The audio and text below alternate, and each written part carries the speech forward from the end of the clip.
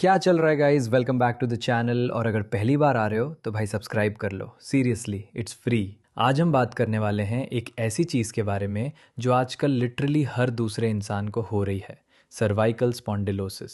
यानी सिंपल भाषा में बोलूँ तो गर्दन में दर्द वाली वो प्रॉब्लम जो तुम लोग गूगल करके नेक पेन रीज़न ढूंढ रहे होते हो रात को 2 बजे। तो पहले समझो कि हमारी गर्दन में 7 हड्डियां होती हैं जिन्हें सर्वाइकल स्पाइन कहते हैं, C1 से C7 तक।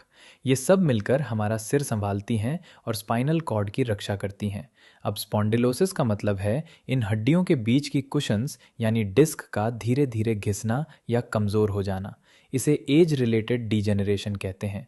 लेकिन सुनो यार, अब ये सिर्फ बूढ़ों की बीमारी नहीं रही, जेनजी और मिलियनल्स में भी बहुत तेज़ी से बढ़ रही है। और रीज़न बिल्कुल सीधा, तुम लोग पूरी जिंदगी मोबाइल और लैपटॉप पे झुके रहते हो। अब कारण समझें। पहला, 40 के बाद डिस्क्स में पानी कम हो जाता है और वो स्टिफ हो जाती हैं। दूसरा, गलत पोस्चर, यानी दिन रात फ़ोन स्क्रॉल करना और लैपटॉप पे झुककर काम करना, जिसे टेक्स्ट नेक सिंड्रोम भी कहते हैं। बेसिकली तुम्हारी नेक का स्लो मोशन रोस्ट हो रहा है।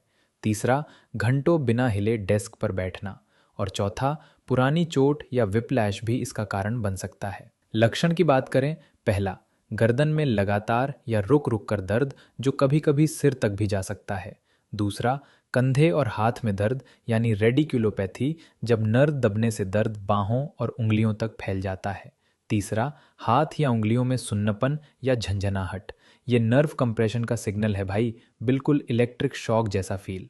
और चौथा, चक्कर आना और गर्दन में स्टिफनेस। रिस्क फैक्टर्स में आईटी या डेस्क जॉब वाले सीधा तुम पर बात हो रही है। दिन में 4+ घंटे मोबाइल देखना गर्दन की हड्डियों पर सीरियस असर डालता है।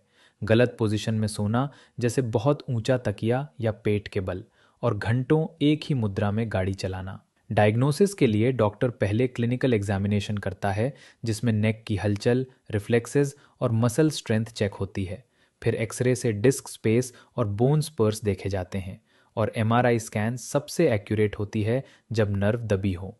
कभी कभी सीटी स्कैन या NCS/EMG भी होती है। अब इलाज, और सुनकर सुकून मिलेगा, 90% केसेस में सर्जरी की ज़रूरत ही नहीं पड़ती।